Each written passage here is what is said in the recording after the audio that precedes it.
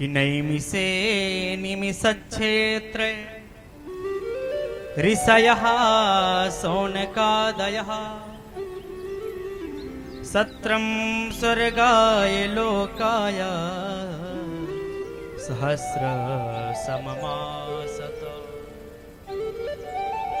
नैमिषारण्य का परम पावन क्षेत्र है। उस नैमिषारण्य के परम पावन क्षेत्र पर 88,000 ऋषिगण विराजमान है। सबका प्रतिनिधित्व शौनक जी महाराज कर रहे हैं। सूत जी महाराज शौनकादि ऋषियों को कथा का श्रवण करा रहे हैं। आज महात्म्य की कथा को श्रवण करके शौनकादि ऋषियों को आनंद हुआ।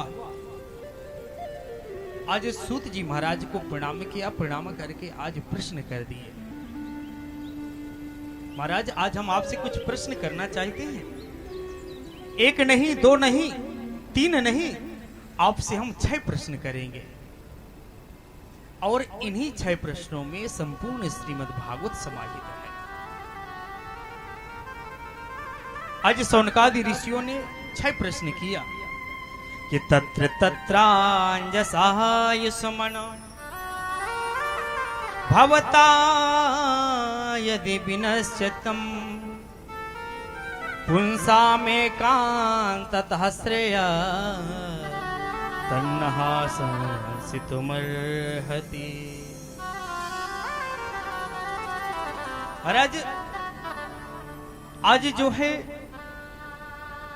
शौनकादि ऋषियों ने 6 प्रश्न किए। पहला प्रश्न है कि प्राणी मात्र का कल्याण कैसे हो।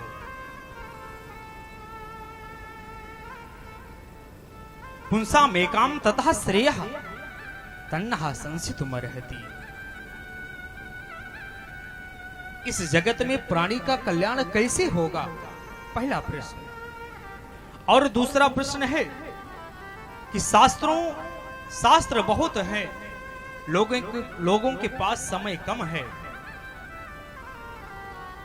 जानना चाहते हैं कि समस्त शास्त्रों का सार क्या है, शास्त्र सारः कहा। और तीसरा प्रश्न है कि भगवान जब सर्व समर्थ जगदीश्वर है, जो भगवान इस संसार में अपने संकल्प मात्र से इस संसार को प्रकट कर देते हैं, इस संकल्प मात्र से इस संसार का पालन कर देते हैं, लय कर देते हैं, तो क्या वो परमात्मा संकल्प के द्वारा जो है असुरों का विनाश नहीं कर सकता? और यदि असुरों का विनाश कर सकते हैं तो फिर तीसरा प्रश्न है हमारा कि भगवान फिर जन्म लेकर के क्यों आते हैं और भगवान के कितने अवतार हैं। चौथा प्रश्न है महाराज भगवान किन किन अवतारों को लेकर के प्रकट हुए, आप स्पष्ट रूप से हमें परिचय कराइए। और पांचवा प्रश्न, जीवन का परम लक्ष्य क्या है, क्योंकि हम लोग अपने लक्ष्य को ढूंढ नहीं पाते। हम लोग जिस रास्ते पर चल दिए उसी को अपना लक्ष्य मान लेते हैं। बोलो राधे राधे।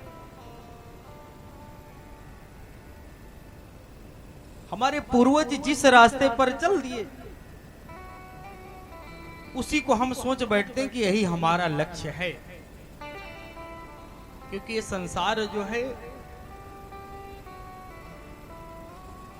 बड़ा उल्टी खोपड़ी वाला है। बोलो राधे राधे। कहते हैं कि जिस रास्ते को हम देखेंगे उसी रास्ते में बढ़ते हुए चले जाएंगे, उसी को अपना लक्ष्य मान बैठते हैं। यही हमारी सबसे बड़ी भूल है। जैसे जो है एक गुरु जी थे और उनके एक शिष्य थे, जो शिष्य था वो महामूर्ख था, एक नंबर का। गुरुजी जो है घोड़े पर बैठ करके यात्रा करते थे और उसी पर जो है सत्संग कथा कीर्तन का सारा सामान उसी घोड़े पर रखते और अपने शिष्य को बैठा करके यात्रा करते।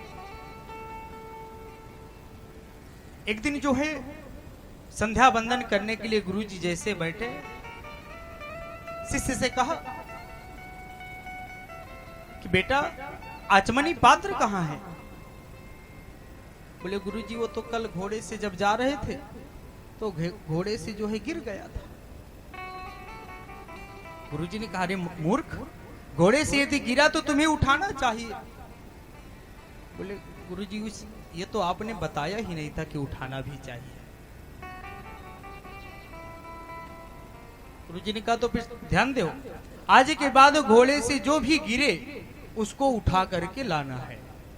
बोलो राधे राधे। बोले ठीक है। दूसरे दिन संध्या करने के लिए जैसे बैठे, उस शिष्य जो है एक मिट्टी के पात्र में जो है घोड़े का गोबर लेकर के आया और लेकर के सामने रख दिया। गुरुजी ने कहा ये क्या है? शिष्य ने कहा गुरुजी घोड़े का गोबर है। अरे मूर्ख, ये किसने कहा तुम्हें लाने के लिए? बोले गुरुजी कल आप ही तो कहे थे कि घोड़े से जो भी गिरे सब कुछ लेकर के आना है। तो ये भी तो कल घोड़े से ही तो गिरा था। गुरुजी समझ गए बड़ा मूर्ख है,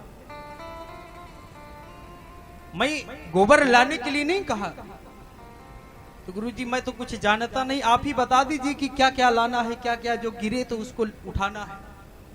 तो गुरुजी ने जो है सारी की सारी एक लिस्ट बना करके शिष्य को दे दिया। बोले जो सब कुछ लिख दिया, आचमनी, पंचपात्र, भोजन बनाने का सामान, जितनी भी सामग्री थी सबको लिखा। दोनों जो है घोड़े पर सामान को रखे, रख करके यात्रा किए। घोड़े पर जा रहे थे, अचानक एक गड्ढा आया और घोड़ा गिर गया।